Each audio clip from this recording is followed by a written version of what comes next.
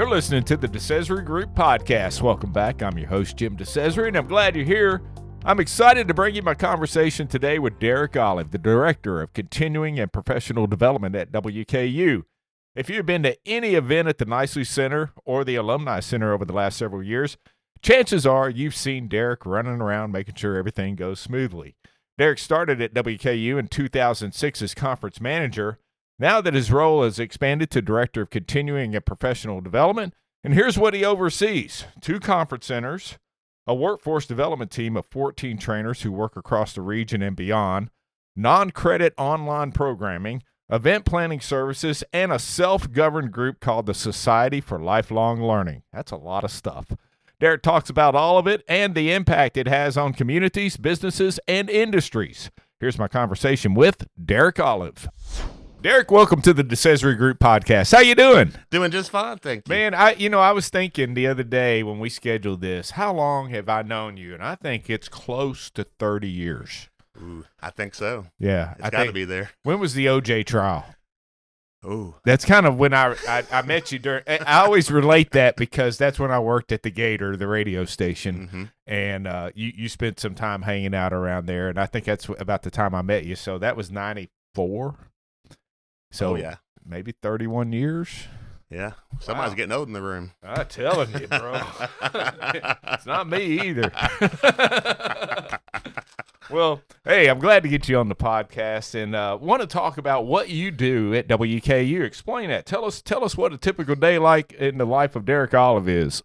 Well, oddly enough, and I think about what I do every day, I'm kind of like I'm a non-credit guy at the university. I'm a small portion of it. I'm not all of it. I wish I was all of it. And for most people who understand, listen, what non-credit is, most students go to WKU to earn a degree. Right. That is the credit side.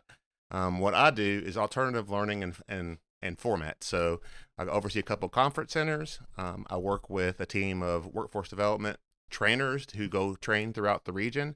We have a couple guys that run a lifelong learning or continuing education program that is around 1,200 non-credit programming. And then we have a small thing called Training, Resource, and Event Planning Services. We call it TREPS. And that is planning and event planning outside of the conference centers and things you might want to do extra. So say an event comes to a conference center and they want to have a light show. We don't do that through normal process. We have to have a third-party vendor come in. Sure. So we'd arrange it for you, make it happen, and put off the event. The last thing I oversee is Society for Lifelong Learning, and it's a small group of people, 55 or over, and they do their own training and own instruction, and they run their program. We basically manage the finances. Okay. So and we'll talk more about that in a few minutes. Yeah. So talk about the continuing and professional development, because you are on the non-credit side, but you can go out and work with other entities, correct? Yes. So continuing professional development, and I forgot to mention I am the director of continuing professional development. Yeah. What we do, and it's kind of back to 2 conference centers, NIC Conference Center and the Alumni Center, or Jim and Eva Martin's Alumni Center. Those 2 buildings, we oversee all conference activities. So that includes booking, reservations, things of technology and moving forth table chairs, all the things you would expect in a conference center facility. Right. The next thing that I kind of, as CPD travels, we do career workforce development. And as I mentioned, our main thing is leadership training. So that's one of the things that we provide to cohorts. We have up-and-coming leaders that come through. They do things like DISC profile, which is a behavioral test for understanding where you are and who you are. Yeah. Team building, leadership, and see what else I have here. Supervising other peers, generations, and so forth.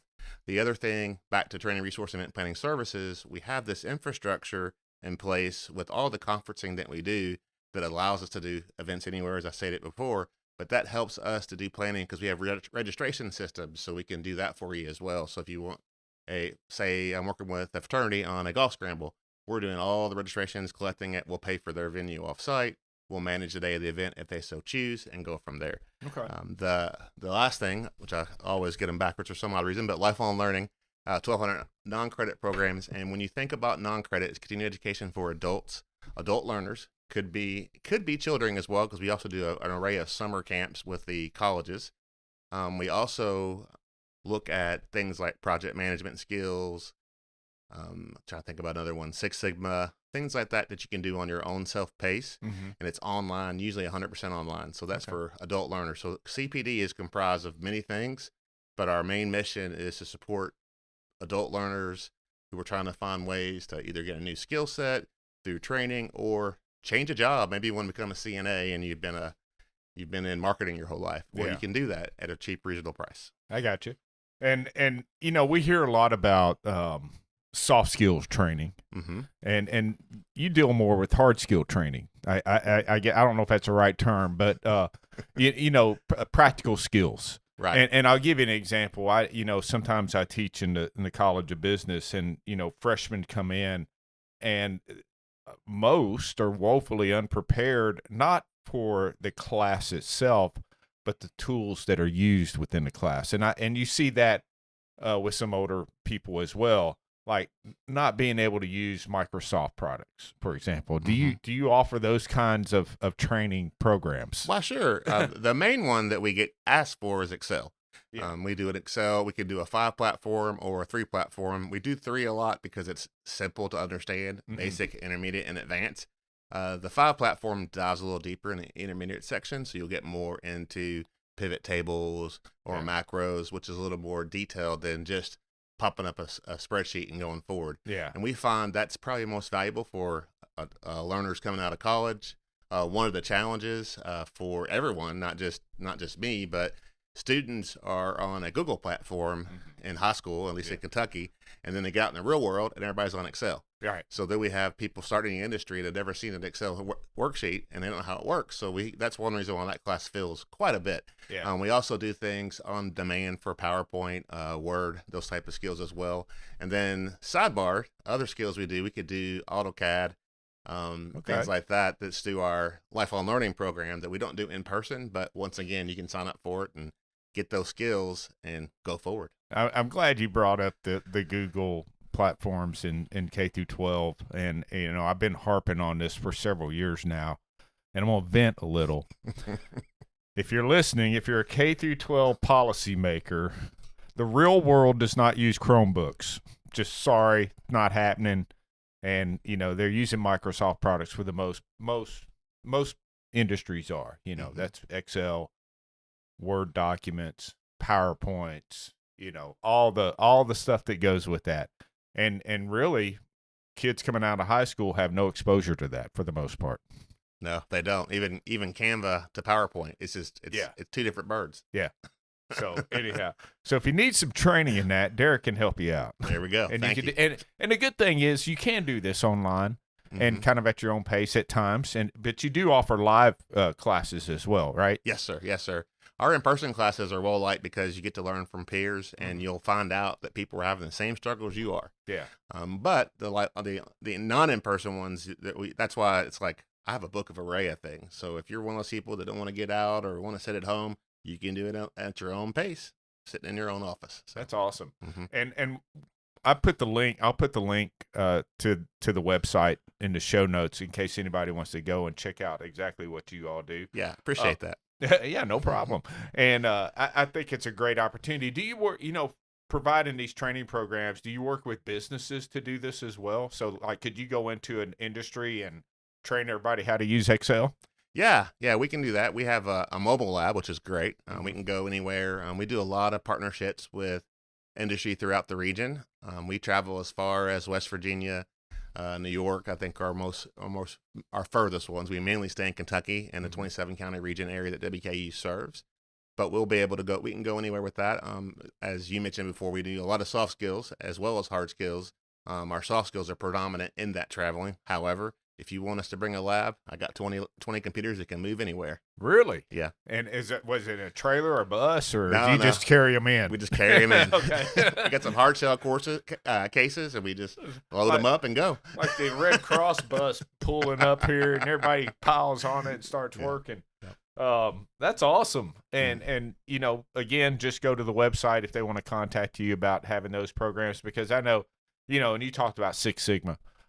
That's one that a lot of industries, manufacturing facilities want to get into. So those are things that you can help them with if they're interested in pursuing that. Yes, sir. Yes, sir. That's awesome. All right, the Society for Lifelong Learning. How long has it been around? Who is it for, and why is it so popular? Wow. There's three questions right there. The how long it's been around, I don't think back about this one. I want to say it had to been around 2015, maybe 13 to 15. And I only say that because I took my role on at CPD as it is today in 2016. Mm-hmm. And one of the first things I did was I went out and I was like, what is this Society for Lifelong Learning? I actually went to North Carolina State and visited their programs and saw the vision of what we could become one day. And I saw these adult learners over 50, and it's patterned after a guy named, and don't ask me his first name, Mr. Osher Ali. Uh-huh. It's Osher, and then Osher Lifelong Learning is the Ollie program. I got you. Patterned for people over 50. And when we started this program, we just patterned it after their existing program. And it basically is, once again, I think I said 3 times already, people over 50, 55 that are retired and need something to do. Mr. Osher was like, when he retired, found himself bored. His honey-do list was only so long. And he wanted to create something for people to gather and learn and continue education centers. And it's a natural fit to find a university partner because we have an alumni base already in place. And that way we can work on ourselves because you really want to build foundation dollars, for perpetuity. If you don't have a backing or something to keep you going forever, as long as it can, then you have to have a way to get donors involved. Yeah. So that's how the university partnership started. And then from there, you get to the nuts and bolts of the program. They do things from everything from the Great Depression, one of the most popular classes I've seen where they learn about what happened during the Great Depression, to things as simple as how do you connect a Apple TV to a actual TV, smart TV. Yeah. What are those Connect your phone to the TV. Connect your phone to the TV. Whatever, the Google Assistants, whatever that is, it'll be something. It could be as deep as the Depression to as light as that. And these instructors are found within the volunteer base of Society for Lifelong Learning. So they find their instructors. They create a little board. The board manages the day-to-day operations and what they want to do. And they have a lot of things like lunch and learns where they'll have coaches come in from most recently, or I think another thing they had Gary West, the book writer, the author with the used to be with tourism, the tourism director. Yes, he'd come in, he'll do speeches over what he did in his life, and they'll share that. It's just a group of people who are typically retired now. You can be. I know Jim and I mentioned that we've known each other for 30 years, so that puts us probably in that 50 range somewhere. Yeah, and, right there. Right there. So we can be members too. Just got to make time to go. If we're old enough to get an AARP card, we're old enough to be a part of the Society for Lifelong Learning. Exactly. So at the end of the day, our role with it as WKU is we manage their budget. We make sure they stay within university guidelines as they are still a university entity. And then we help them to grow by marketing their program. They have about 187 members today. Mm-hmm. I don't know. There's probably 113. They're what we call full-time members. The other ones, they sign up for 1 class or 2 classes. They don't do all the benefits of being a member of Society for Lifelong Learning. So it's a great program. One day I hope to be involved. Yeah. as a member. Yeah. It won't be long. I remember when I was in the legislature, there was a legislator who was a former governor, and we were sitting around during budget talks one night, and he was in his mid-late 80s. And I asked him, I said, why you still do this? He goes, because I got to keep, and he pointed to his head, he goes, I got to keep this muscle active. Mm-hmm. And he says, as long as I'm learning and doing something and using my brain, then I feel like I can hang around forever. And I think you see that with a lot of older folks nowadays that, you retire, then what do you do? Right. Well, you keep that brain active.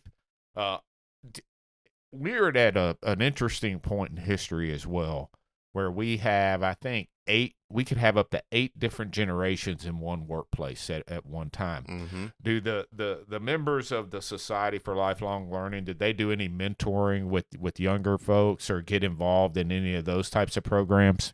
Not yet. We haven't quite got that far. Mm-hmm. I think they've been more focused on growing membership and what they have in place and finding good programming content. But I think that's a great segue. I think they could definitely get involved because it is difficult as a young person entering the industry to understand why a baby boomer and now a Gen X, why they do what they do. And I think that would be a good segue to help people grow. So you may have given me an idea to work on for next class for them. There you go. You're welcome. So let's pivot a little bit. That's one of Justin's favorite terms. We'll circle back, and by the end of the day, I'll have you a good answer. I'm using all the old guy terms. Talk about your responsibilities when events are held at the Nicely Center Conference Center or the Alumni Center, the Martins Alumni Center. I'll ask that question here in a second, but talk about how you do that role as well. Yeah, you've touched on it. Yeah, that's probably where my that's kind of where you started, isn't it? Yeah. If I have a bailiwick, that's my bailiwick, okay. Right? I started off as an assistant manager in 2006, and then there was a time frame where the president wanted to make a change, and not a change. I'll take that back. Let me back up. 2006, 2010, I actually went to parking, as I call the evil empire of parking. Sometimes those guys, they look as you guilty before you're innocent, and I understand that. So it was one of the things. I brought a lot of customer service to them and gained a lot of experience. Amy DeCesare is one of their best customers. That's what I hear. So a little hiatus for about a year and a half or so, and then I came back to Nicely Conference Center as the director. And at that point, we were adding on the Alumni Center. So I have a lot of experience. In fact, I think my conferencing team hates me the most because I can always jump in their business at any time. They're like, okay, this is what we need to do. Even though sometimes, as a leader, as you know, I should let them do their thing and see how it all falls out because their ideas may actually be better than mine. But the thing about what I do now is I lead a team of people who do basically, it's really event planning from start to finish, from booking the event, showcasing what we have to offer at each facility, making sure the important thing is make sure the puzzle or the piece of the puzzle matches the event needs. So you have someone coming in and they need to have 500 people. We got certain rooms that'll do that. They have 1,000. We have to say, well, we're sorry. We may not be able to do 1,000 people in the format you're asking. So you get to have people that are experts in event planning and, I guess, spatial needs. From there, once we get that dotted line signed and we say, okay, we're going to work together and we've got a match, then we just basically dive into the details. What do you need? How do you want? What do you want from a perspective of technology? Do you need a microphone? Do you need a projector? From there, then we can get a little deeper is how much do you really want to showcase? Because we have that other service, training resource and event planning service. We could jump in and add more flair to your event, or you stop here. Most people, budgets are budgets, stop at I just want to do the booking and move forward, or they have their own preferred vendor. Once that happens, we set the event. A lot of people love to get the day before. I learned a long time ago that access the day before is a rental because we end up working the whole day when you're there, and people don't always understand that. But it's one of those challenges that we must face, and if we're going to work, I guess we have to get paid like everyone else, unfortunately. Yeah. So, but once the event actually happens, we're on site. Depending on the layers, sometimes people order an attendant the entire event. Other times they say, I got this, just show me how to hook the projector up, and we're going forward. Yeah. So we'll do that. We'll get them started. The event goes. Now, everybody thinks about me and food, and I also have to bring that up.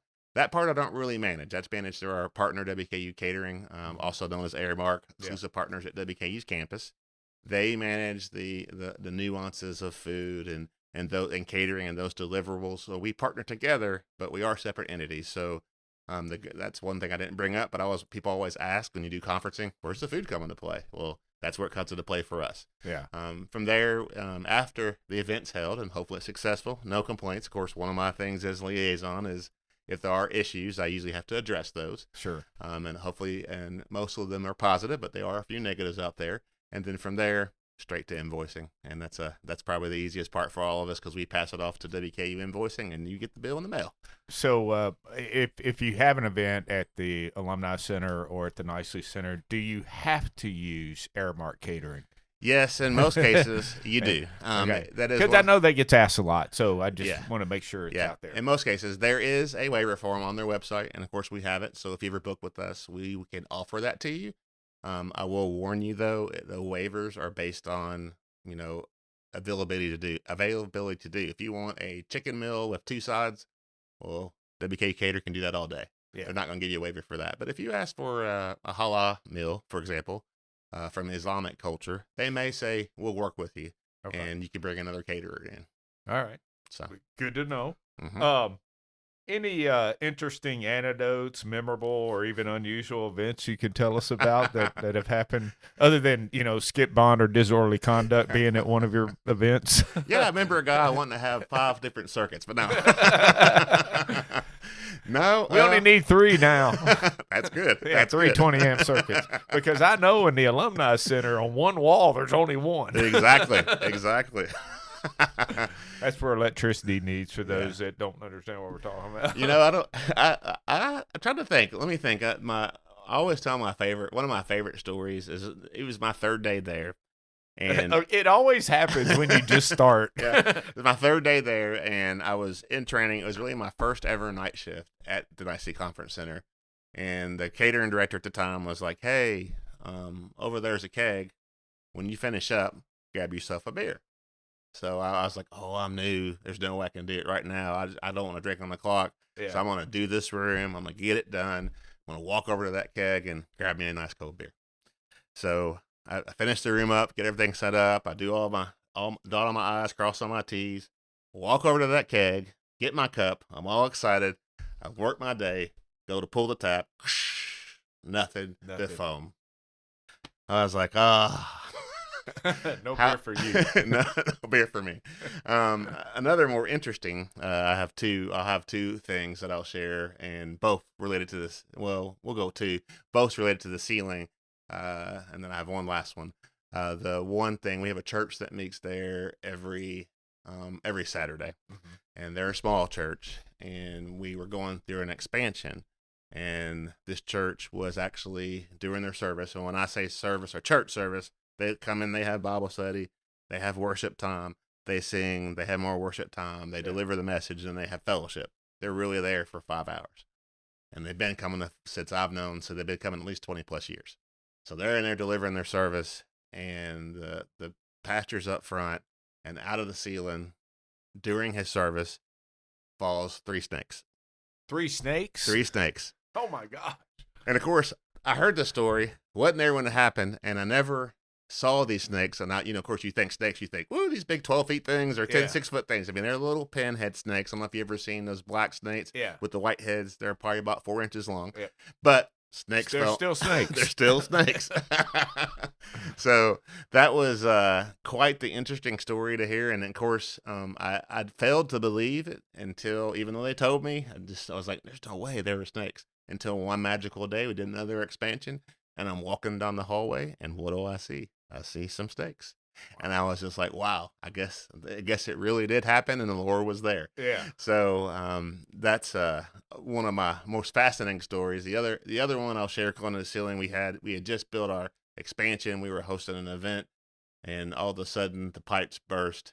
Oh, I can go more. I keep going down, so you got me thinking. And, of course, the ceiling tiles fell out during the middle of the event, which is one of the most awful things. Yeah. And then the last one, I think, is a little more interesting, at least as a story perspective.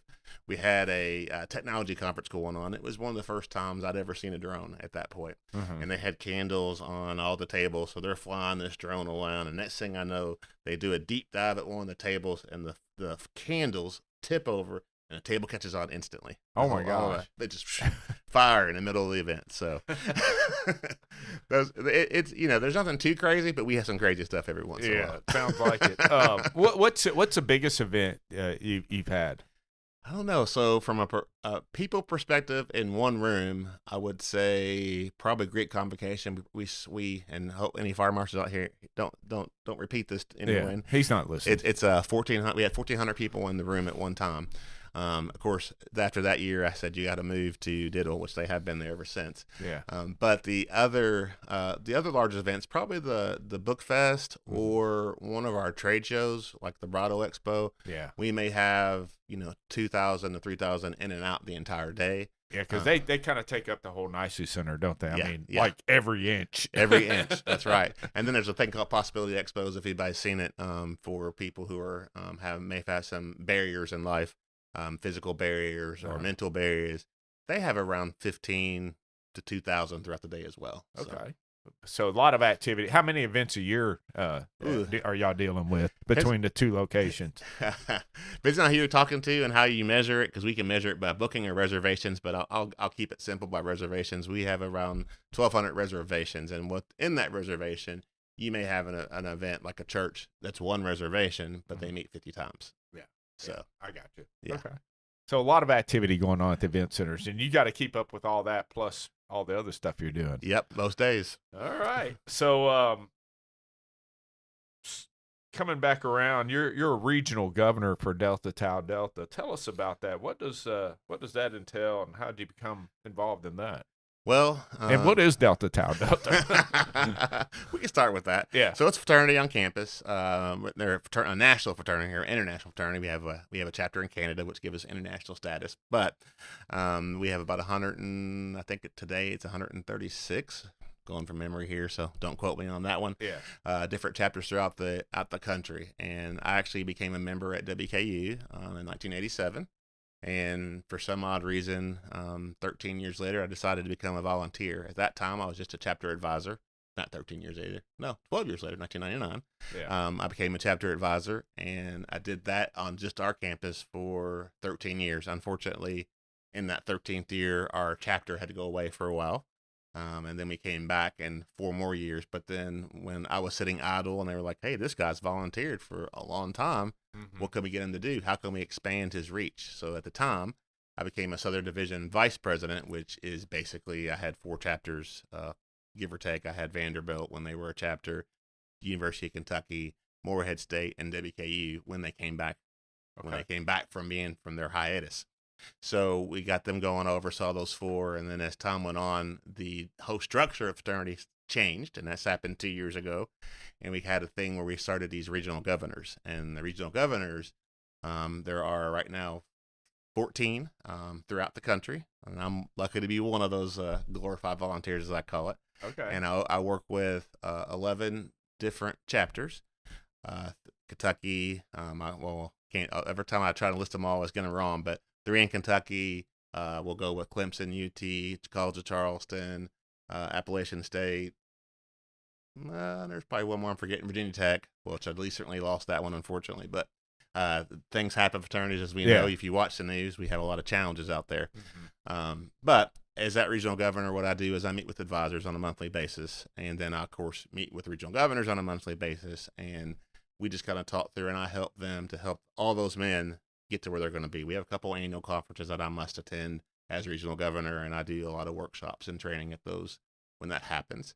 The other thing that I get involved with, and here's the bad thing, so I don't have a budget per se, so I don't really visit chapters unless 2 things happen. Either there's a milestone, a big alumni event, or, unfortunately, the other reason is they're in trouble. Yeah. For example, I'm going to Knoxville, Tennessee for what we call it's a hearing that we have to do. We have to interview all the men to get to the bottom of what happened in their story. And then we'll decide who's a member anymore. Yeah. So that's going to be a fun weekend for me, but that's what my role entails. I got you. So it's kind of it's a fun thing to do a lot of the times, but then there's the work of fraternity that becomes the reality of what happens. And sometimes, most of the time, I enjoy it. I don't get a lot of late night calls, but sometimes those do happen. Does Charlie Pride call you a lot? He used to when I was advisor, not so much today. Good. Now, what was the name of the fraternity in Animal House? It was Delta Chi. Okay. Now, it was based at a Delta fraternity house, though. Yeah. That's where I was heading with that. And, of course, you and I serve on the Warren County Public Library Board together, which is a great organization as well. We've covered a lot of ground today, and you know, this is we sort of like to focus on economic development and business activities, but you know, if any industry or business has a need for your services, they can reach out to you. And like I said, I've got the website link in the show notes. Before I let you go, we're trying to do something a little bit different and have some fun at the end of each podcast. So, favorite band? Wow. Yeah, or you could do like your top 5. They don't have to be in particular order. Because mine change, daily. I don't know if I changed. Well, so if you saw me, you'd probably laugh at me. But Metallica, Red Hot Chili Peppers. wait. If I saw you, a black man can't like Metallica. There we go. Well, I've been to many concerts, and I don't see a lot of us around. Yeah. So who's your favorite Metallica band member? Oh, man. Well, we got to love, I don't know. Hatfield is always going to be your showman. Yeah. Your showman there. So, yeah. So, Lars, the drummer. Lars is good. Yeah. I'd see where that Lars would come in, yeah. I like them all. They are, it's funny, when Jim and I met, and I used to go to the Gator, I was married to a young lady named Vicky, and she did not care for Metallica. And then when we got divorced, she looked at me and she goes, "You know what? I want to share something with you. Metallica's not a bad band." And I was like, "All right, thank you." So she learned to appreciate. So you're a long-time Metallica fan. Oh yeah. Yeah. All right. Who else? Oh, now you put me on the spot. Yeah. I'm trying to think of who I just purchased. I got some Curtis Mayfield, so I jump around a little bit. I like. Let's see here. Who else have I recently purchased? I'm trying to think about who it is. Foo Fighters. I can't say there's some virtuosos there. So you just like good old rock and roll. Yeah, that's where I go usually. That's my go-to. Same. Yeah, I do a lot of jazz. Occasionally when I want to have a little brunch or sip on some wine, but usually it's all hardcore. So is Metallica the best concert you ever been to? Believe it or not, I want to say, because I've seen them 4 times, and the last one I saw in Cincinnati was pretty awesome. But my favorite concert of all time is Queensryche. Is who? Queensryche. Oh, okay. Yeah, when they did the, how Pink Floyd did the cover to cover with the wall, they had Operation Mindcrime. And when I saw that, and it was just like amazing. It was on point to every note, and it was like, wow. And kind of a great prog rock band. Yeah. So fantastic. Yeah. Had a couple hits in the 80s and 90s, few hits. I mean, they're really good. Yeah, actually, I just saw them at the Dam last summer, or summer before last, and of course, they forced it, which I found it interesting. They were like, we know you're here for our old stuff. We've had some new albums since then, and you've got to hear some of these songs. Yeah. So they played like 8 songs that I really hadn't heard before, but it was okay. It was Queensryche. That's awesome.